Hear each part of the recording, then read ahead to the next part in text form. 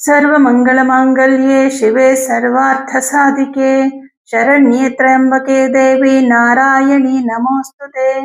ॐ ह्रीं दुं दुर्गाये नमः। ಓಂ ಶ್ರೀ ಗುರುಭ್ಯೋ ನಮಃ. ನಮ್ಮ ಯೂಟ್ಯೂಬ್ ವಾಹಿನಿಯ ಸಮಸ್ತ ವೀಕ್ಷಕರಿಗೆ ನಿಮ್ಮ ನೇತ್ರಾವತಿ ಮಾಡುವ ನಮಸ್ಕಾರಗಳು. ವೀಕ್ಷಕರೇ, ಇದೇ ಏಪ್ರಿಲ್ ತಿಂಗಳಿಂದ ಆನ್ಲೈನ್ ಜ್ಯೋತಿಷ್ಯ ತರಗತಿ ಪ್ರಾರಂಭ ಆಗ್ತಾ ಇದೆ. ಯಾರಿಗೆಲ್ಲ ಜ್ಯೋತಿಷ್ಯ ಕಲಿಯುವಂತಹ ಆಸಕ್ತಿ ಇದೆ ಅವರು ಸ್ಕ್ರೀನ್ ಮೇಲೆ ಕಾಣಿಸ್ತಾ ಇರುವಂತಹ ನಂಬರ್ಗೆ ಕರೆ ಮಾಡಿ ಅಥವಾ ವಾಟ್ಸಪ್ ಮೆಸೇಜ್ ಮಾಡಿ ನೀವು ಕೂಡ ಜ್ಯೋತಿಷ್ಯ ಕಲಿಕೆಗೆ ಸೇರಬಹುದು. ಹಾಗೆ ಮಾರ್ಚ್ ತಿಂಗಳ ಮಾಸ ಭವಿಷ್ಯ ದ್ವಾದಶ ರಾಶಿಗಳಿಗೆ ಹೇಗಿದೆ ಅನ್ನೋದನ್ನ ಈಗ ನೋಡೋಣ. ಕರ್ಕಾಟಕ ರಾಶಿಯವರಿಗೆ ನೋಡಿ, ನಿಮ್ಮ ರಾಶಿಗೆ ಅಷ್ಟಮದಲ್ಲಿ ತುಂಬಾ ಗ್ರಹಗಳಿರ್ತಾರೆ. ಅದರಲ್ಲಿ ಮುಖ್ಯವಾಗಿ ಕುಜ, ರಾಹು, ಬುಧ, ರವಿ ಈ 4 ಗ್ರಹಗಳು ಇರ್ತಾರೆ. 14ನೇ ತಾರೀಕಿಗೆ ರವಿ ಏನ್ ಮಾಡ್ತಾನೆ, 15ನೇ ತಾರೀಕಿಗೆ ಕುಂಭ ರಾಶಿಯಿಂದ ಮೀನ ರಾಶಿಗೆ ಹೋಗ್ತಾನೆ. ಆವಾಗ ಅಷ್ಟಮದಲ್ಲಿ ಕುಜ, ರಾಹು, ಬುಧ 3 ಗ್ರಹಗಳು ಇರ್ತಾರೆ. ಇದನ್ನ ಯಾಕೆ ಫಸ್ಟ್ಗೆ ಹೇಳ್ದೆ ಅಂತಂದ್ರೆ, ಅಷ್ಟಮ ಅನ್ನೋದು ನಮ್ಮಲ್ಲಿ ಭಯವನ್ನ ಉಂಟು ಮಾಡುವ ಭಾವ ಅಥವಾ ಆಕಸ್ಮಿಕ ತೊಂದರೆಗಳು ಆಗುವಂಥದ್ದು ಅಥವಾ ರೋಗದ ಉಲ್ಬಣತೆ ಇತ್ಯಾದಿ ಇಂತಹ ಸಮಸ್ಯೆಗಳಾಗುವುದನ್ನ ತೋರಿಸುವಂಥದ್ದೇ ಈ ಅಷ್ಟಮ ಭಾವ. ನಿಮ್ಮ ರಾಶಿಗೆ ನಿಮ್ಮ ಪಂಚಮಾಧಿಪತಿಯಾದಂತಹ ಮಂಗಳ ಗ್ರಹ ಅಷ್ಟಮದಲ್ಲಿ ಕೂತ್ಕೊಂಡಿರೋದ್ರಿಂದ ಮಕ್ಕಳ ವಿಷಯದಲ್ಲಿ ಏನೋ ಒಂದು ಟೆನ್ಷನ್ ಶುರುವಾಗತ್ತೆ. ಅವರ ವಿದ್ಯಾಭ್ಯಾಸದ ವಿಷಯದಲ್ಲಿ ಏನೋ ಆತಂಕ ಅಥವಾ ಅವರ ಆರೋಗ್ಯದಲ್ಲಿ ಏನೋ ಸಮಸ್ಯೆಗಳಾಗ್ತಾ ಇದೆ ಅಥವಾ ಅವ್ರಿಗೇನೋ ಸಣ್ಣ ಪುಟ್ಟ ತೊಂದರೆಗಳಾಗ್ತಾ ಇದೆ.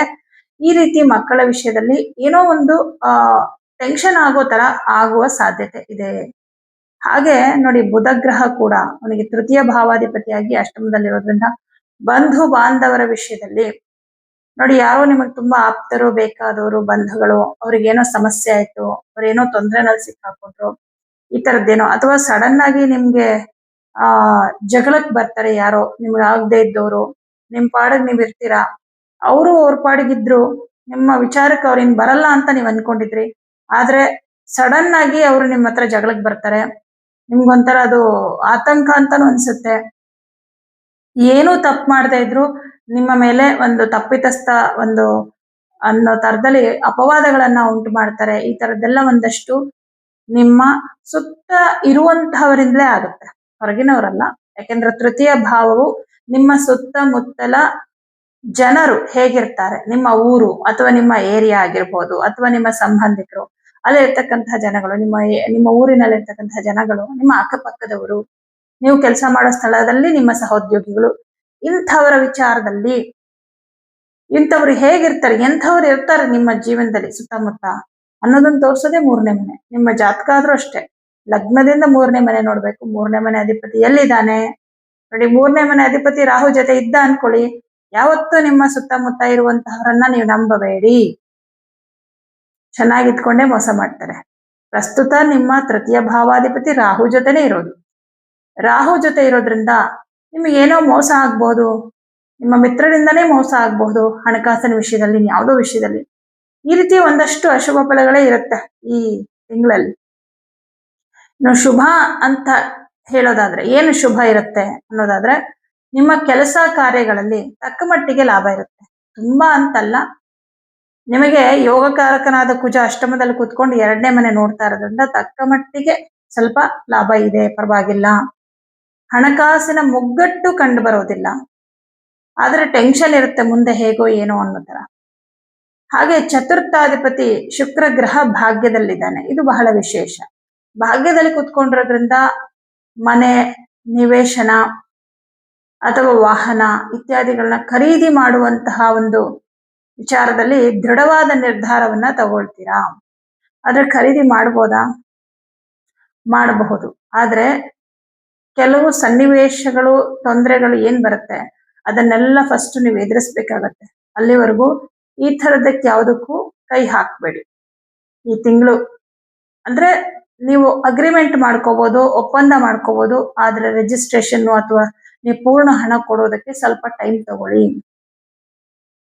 ಇದೊಂದು ವಿಚಾರ. ಹಾಗೆ ಅಷ್ಟಮದಲ್ಲಿರ್ತಕ್ಕಂಥದ್ದು, ಅಷ್ಟಮ ಅನ್ನೋದು ನಿಮ್ಮ ಒಂದು ಜೀವನದಲ್ಲಿ ನಿಮ್ಮ ಕುಟುಂಬವನ್ನು ಕೂಡ ತೋರಿಸುತ್ತೆ. ಅಂದ್ರೆ ಎರಡನೇ ಮನೆ ನೋಡೋದ್ರಿಂದ ಕುಟುಂಬದಲ್ಲಿ ಮಾತಿಗೆ ಮಾತು ಬೆಳೆದು ಮನಸ್ತಾಪಗಳು, ಜಗಳಗಳು ಆಗುವ ಸಾಧ್ಯತೆಗಳಿದೆ. 15ನೇ ತಾರೀಕಿಗೆ ರವಿ ಗ್ರಹ ಹೋಗಿ ಶನಿ ಮನೇಲಿ ಕುತ್ಕೊಂಡ್ಬಿಡ್ತಾನೆ. ಸಾರಿ, ಶನಿ ಜೊತೆ ಕುತ್ಕೊಂಡ್ಬಿಡ್ತಾನೆ. ಸಪ್ತಮಾಧಿಪತಿಯಾದ ಶನಿ ಮತ್ತು ಮಾರಕಾಧಿಪತಿಯಾದ ರವಿ ಒಟ್ಟಿಗೆ ಇರ್ತಾರೆ. ಎಲ್ಲಿ? 9ನೇ ಮನೆಯಲ್ಲಿ. ಈಗ ಅಷ್ಟಮದಲ್ಲಿ ಆಲ್ರೆಡಿ ಪಾಪಗ್ರಹಗಳಿದ್ದಾರೆ. ಇದೇನ್ ತೋರಿಸುತ್ತೆ ಅಂದ್ರೆ ನಿಮ್ಮ ಸಂಗಾತಿಯ ವಿಚಾರವಾಗಿ, ನಿಮ್ಮ ಸಂಗಾತಿಯ ವಿಷಯದಲ್ಲಿ ನಿಮ್ಗೇನೋ ಬೇಸರ ಆಗ್ಬಹುದು, ಅವರ ನಡವಳಿಕೆಯಲ್ಲಿ ವ್ಯತ್ಯಾಸಗಳಾಗಬಹುದು, ಅಥವಾ ಅವ್ರ ಜೊತೆನಲ್ಲಿ ನಿಮ್ಗೆ ಜಗಳ ಮನಸ್ತಾಪಗಳಾಗಬಹುದು. ಈಗ ಆಲ್ರೆಡಿ ಜಗಳ ಇದೆ ಅಂದ್ರೆ ಅದು ಇನ್ನಷ್ಟು ಅತಿರೇಕಕ್ಕೆ ಹೋಗ್ಬೋದು, ಅಥವಾ ಅವರಿಗೆ ಆರೋಗ್ಯದಲ್ಲಿ ತೊಂದರೆ ಆಗ್ಬೋದು, ಅಥವಾ ಅವ್ರಿಗೇನೋ ಸಮಸ್ಯೆ, ಅವ್ರ ಉದ್ಯೋಗದಲ್ಲೋ ಇನ್ನೇನೋ ಸಮಸ್ಯೆಗಳಾಗಿ ಅವರ ವಿಚಾರದಲ್ಲಿ ನೀವು ದುಃಖವನ್ನ ಪಡಬೇಕಾಗತ್ತೆ ಈ ಮಾರ್ಚ್ ತಿಂಗಳಿನಲ್ಲಿ. ಇದಕ್ಕೆಲ್ಲ ಪರಿಹಾರ ಕೂಡ ಹೇಳ್ತೀನಿ ನಾನು. ಅಂದ್ರೆ ಆದಷ್ಟು ನಿಮ್ಮ ಕುಟುಂಬದ ಜವಾಬ್ದಾರಿ ಇವುಗಳ ಬಗ್ಗೆ ಜಾಸ್ತಿ ಗಮನ ಕೊಡಿ. ಯಾರ ವಿಷಯನೂ ಯಾರ ಹತ್ರನೂ ಮಾತಾಡ್ಬೇಡಿ. ನೀವು ಹೇಳಿದ್ದೇ ಒಂದು, ಅದನ್ನ ಇನ್ನೊಂದ್ ಬೇರೆ ತರ ತಿರುಗಿಸಿ ತಗೊಂಡ್ ಬಂದು ನಿಮ್ಗೆ ಅದು ಸುತ್ತಾಕೊಂಡು ಒಂಥರ ನೀವು ಅಪರಾಧಿ ಸ್ಥಾನದಲ್ಲಿ ನಿಲ್ಲಬೇಕಾಗತ್ತೆ. ಹಾಗಾಗಿ ಈ ವಿಷಯದಲ್ಲಿ ಸ್ವಲ್ಪ ಹುಷಾರಾಗಿರಿ ಮಾತಿನ ವಿಷಯದಲ್ಲಿ. ಯಾಕಂದ್ರೆ ಇಲ್ಲಿ ನಿಮ್ಗೆ ರವಿನೇ ಮಾತಿಗೆ ಕಾರಕ, ವಾಕ್ಸ್ಥಾನಾಧಿಪತಿ. ಅವನು ನೋಡಿ ಅಷ್ಟಮದಲ್ಲಿ ರಾಹು ಜೊತೆ ಕುತ್ಕೊಂಡಿರ್ತಾನೆ. ನಿಮ್ಮ ಮಾತು ನಿಮ್ಮ ವ್ಯಕ್ತಿತ್ವವನ್ನ ಹಾಳು ಮಾಡುತ್ತೆ. ಒಳ್ಳೆ ಹೆಸರು ತಗೊಳ್ಳೋದು ಎಷ್ಟು ಕಷ್ಟ ಅಂದ್ರೆ ಅದನ್ನ ಒಂದು ಮಾತಿಂದ ಹಾಳು ಮಾಡಿಬಿಡುತ್ತೆ ಆ ಕ್ಷಣ. ಹಾಗಾಗಿ ಮಾತಿನ ವಿಷಯದಲ್ಲಿ ಅಂದ್ರೆ ನೋಡಿ, ವಾಕ್ಸ್ಥಾನಾಧಿಪತಿ ಜೊತೆ ಕುಜರಾಹು ಇರೋದ್ರಿಂದ ಹಿಡತೆ ಇಲ್ಲದೆ ಮಾತಾಡ್ಬಿಡ್ತೀರ. ಕೆಲವ್ರು ಕೋಪದಲ್ಲಿ ಏನ್ ಬೇಕಾದ್ರೂ ಮಾತಾಡ್ಬಿಡ್ತಾರೆ ಅಲ್ವಾ? ಬಟ್ ಹಾಗೆ ಮಾಡಬೇಡಿ. ನಿಮ್ಮ ಮಾತಿನಿಂದ ನಿಮ್ಮ ವ್ಯಕ್ತಿತ್ವಕ್ಕೆ ಧಕ್ಕೆ ಬರುತ್ತೆ. ನೀವು ಮಾತೇ ಆಡ್ಬೇಡಿ. ಯಾರಾದ್ರೂ ಜಗಳಕ್ಕೆ ಬಂದಿದ್ದಾರೆ ಅಂದ್ರೆ ಆ ಜಾಗ ಖಾಲಿ ಮಾಡಿ ಅಷ್ಟೇನೆ. ನೀವೇನು ಮಾತಾಡಕ್ ಹೋಗ್ಬೇಡಿ, ಮತ್ತೆ ಬೇರೆಯವ್ರ ವಿಷಯ ಮಾತಾಡ್ಲೇಬೇಡಿ. ಅದೇ ಹೇಳಿದ್ನಲ್ಲ, ನೀವೇ ಹೇಳಿದ್ದು ಅನ್ನೋ ತರ ಆಗಿ ಅಪರಾಧಿ ಸ್ಥಾನದಲ್ಲಿ ನಿಲ್ಬೇಕಾಗತ್ತೆ. ಇನ್ನು ಸೂರ್ಯಗ್ರಹ 15ನೇ ತಾರೀಕಿಗೆ 9ನೇ ಮನೆಗೆ ಹೋಗ್ತಾನೆ. ಹೋಗ್ಲಿ, ಅದಾದ್ರೂ ಶುಭ ಇದೆಯಾ? ಇಲ್ಲ, ಶನಿ ಜೊತೆ ಇರ್ತಾನೆ. ಶನಿ ಶುಕ್ರ ಇವರಿಬ್ರು ಸೂರ್ಯನಿಗೆ ಶತ್ರುಗಳೇ.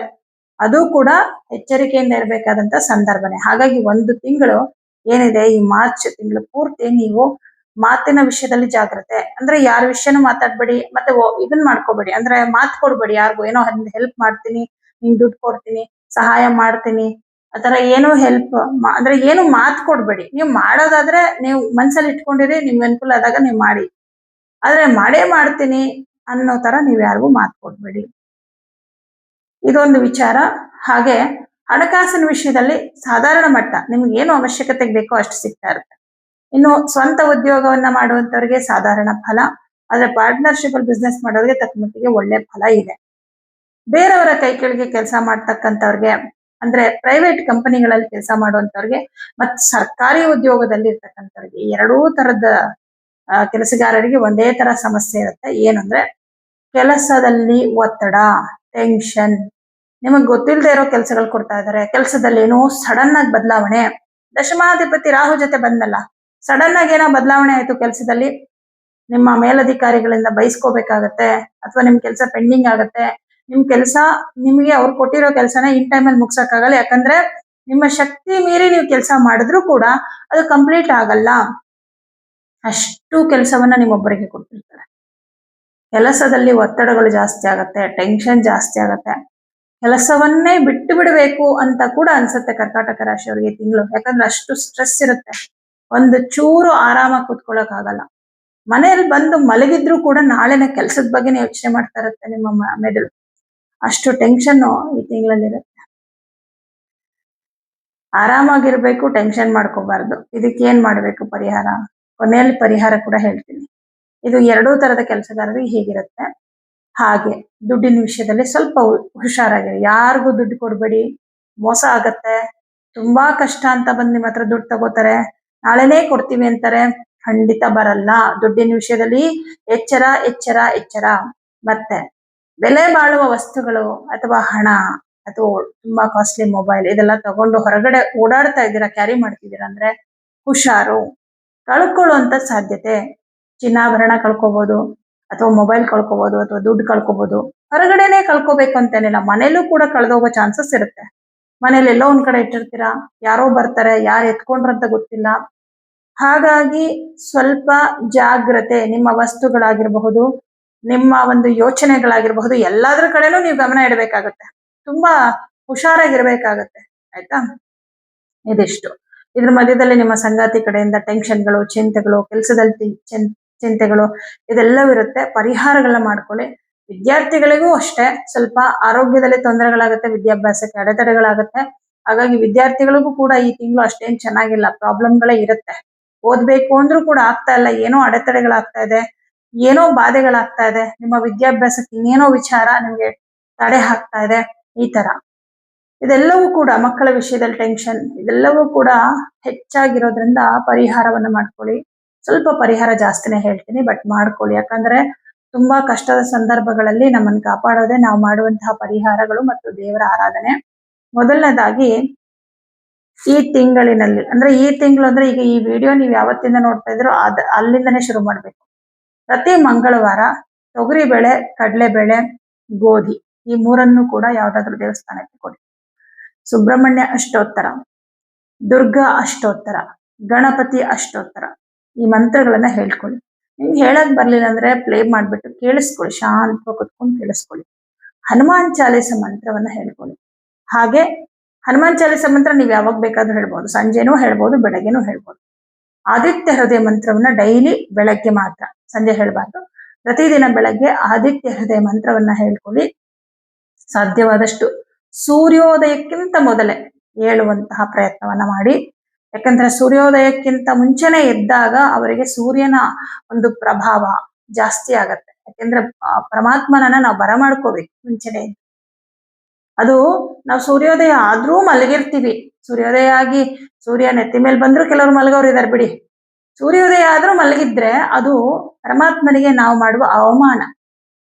ಅವ್ರು ಬರ್ತಾ ಇದ್ರು ಕೂಡ ನಾವು ಅವರಿಗೆ ಗೌರವ ಕೊಡದೆ ಆರಾಮಾಗಿ ನಿದ್ದೆ ಮಾಡ್ಕೊಂಡು ಮಲಗಿದೀವಿ. ಅದು ಕೂಡ ನಮ್ಮ ಜೀವನದಲ್ಲಿ ಬರುವಂತಹ ಅನಾರೋಗ್ಯ ಸಮಸ್ಯೆಗಳು ಅಥವಾ ಇನ್ನೇನೋ ಸಮಸ್ಯೆಗಳಿಗೆ ಕಾರಣ ಆಗಿರುತ್ತೆ. ಗೊತ್ತಿರಲ್ಲ ಎಷ್ಟೋ ಜನ. ಪಾಪ ಕೆಲವರು ನೈಟ್ ಡ್ಯೂಟಿ ಮಾಡ್ತಾರೆ ಬಿಡಿ, ಕೆಲವರು ಪಾಪ ರಾತ್ರಿ ಕೆಲಸಗಳು ಮಾಡ್ತಾರೆ, ವಾಚ್ಮ್ಯಾನ್, ಸೆಕ್ಯೂರಿಟಿ ಅಥವಾ ನೈಟ್ ಶಿಫ್ಟ್ ಡ್ಯೂಟಿಗಳಿರುತ್ತೆ. ಅಂಥವರಿಗೆ ಇದು ಅನ್ವಯ ಆಗಲ್ಲ. ಯಾಕಂದ್ರೆ ಅವರಿಗೆ ಶನಿ ಪರಮಾತ್ಮನ ಬೆಂಬಲ ಇರುತ್ತೆ. ರಾತ್ರಿ ಹೊತ್ತು ಕೆಲಸ ಮಾಡೋದು ಶನಿ ತತ್ವವನ್ನ ತೋರಿಸುತ್ತೆ, ಹಾಗೆ ಚಂದ್ರನ ತತ್ವವನ್ನು ತೋರಿಸುತ್ತೆ. ಚಂದ್ರನು ಸೂರ್ಯನಿಗೆ ಮಿತ್ರನಾಗಿರೋದ್ರಿಂದ ಚಂದ್ರನ ಅನುಗ್ರಹ ಇರುತ್ತೆ. ಆದ್ರೆ ನೀವು ಬೆಳಗ್ಗೆ ಎದ್ದು ಕೆಲಸಕ್ಕೆ ಹೋಗ್ತೀರ ಅಂದ್ರೆ ಸ್ವಲ್ಪ ಸೂರ್ಯೋದಯಕ್ಕೆ ಮುಂಚೆ ಹೇಳಿ, ಸೂರ್ಯನಿಗೆ ಗೌರವವನ್ನ ಸೂಚಿಸಿ, ಸಾಧ್ಯವಾದ್ರೆ ಸೂರ್ಯನಿಗೆ ಅರ್ಘ್ಯ ಕೊಡಿ. ಇದು ಯಾವುದೂ ಆಗಿಲ್ಲ ಅಂದ್ರೆ ಆದಿತ್ಯ ಹೃದಯ ಮಂತ್ರವನ್ನ ಕೇಳಿಸ್ಕೊಳ್ಳಿ. ಇಲ್ಲಾಂದ್ರೆ ಹೇಳ್ಕೊಳ್ಳಿ. ನೀವು ಕೇಳಿಸ್ಕೊಳ್ಳೋದಾದ್ರೆ ಸೂರ್ಯನಿಗೆ ಕೈ ಮುಗಿದು ಕೂತ್ಕೊಂಡು ಅದನ್ನ ಕೇಳಿಸ್ಕೋಬೇಕು. ನೀವೆಲ್ಲೋ ಕೂತ್ಕೊಂಡು ಕೇಳಿಸ್ಕೊಳ್ಳೋದಲ್ಲ. ಆಯ್ತಾ? ಇದಿಷ್ಟು ಪರಿಹಾರವನ್ನ ಕರ್ಕಾಟಕ ರಾಶಿಯವರು ಮಾಡಿ, ಇದೆಲ್ಲ ಪರಿಹಾರ ಮಾಡಿದ್ರೆ ಸಮಸ್ಯೆಗಳು ಬರಲ್ಲ ಅಂತ ಹೇಳ್ತಲ್ಲ, ಸಮಸ್ಯೆಗಳು ಬರುತ್ತೆ. ಆದ್ರೆ ಸಮಸ್ಯೆ ಜೊತೆಗೆ ಅದಕ್ಕೆ ಪರಿಹಾರ ಕೂಡ ನಿಮ್ಗೆ ಇಮಿಡಿಯೇಟ್ ಆಗಿ ಸಿಕ್ಕುತ್ತೆ. ಇವತ್ತು ಟೆನ್ಷನ್ ಆಗಿದ್ರಿ, ಹೆಂಗಪ್ಪ ಏನಪ್ಪ, ನಾಳೆ ಅಷ್ಟೊತ್ತಿಗೆ ನಿಮ್ಗೆ ಆ ಟೆನ್ಷನ್ ಕ್ಲಿಯರ್ ಆಗ್ಬಿಡುತ್ತೆ. ಆತರ ಇವತ್ತೇನೋ ಮನೇಲಿ ಜಗಳ ಆಯ್ತು, ನಾಳೆ ಅಷ್ಟೊತ್ತಿಗೆ ಸಾಲ್ವ್ ಆಗ್ಬಿಡತ್ತೆ. ಸಾಲ್ವ್ ಆಗ್ಬೇಕು, ಅದೇ ಇಂಪಾರ್ಟೆಂಟ್. ಹಾಗಾಗಿ ಇದೆಲ್ಲ ಪರಿಹಾರಗಳನ್ನ ಮಾಡ್ಕೊಳ್ಳಿ, ಖಂಡಿತ ನಿಮ್ಗೆ ಒಳ್ಳೇದಾಗುತ್ತೆ. ಎಲ್ಲರಿಗೂ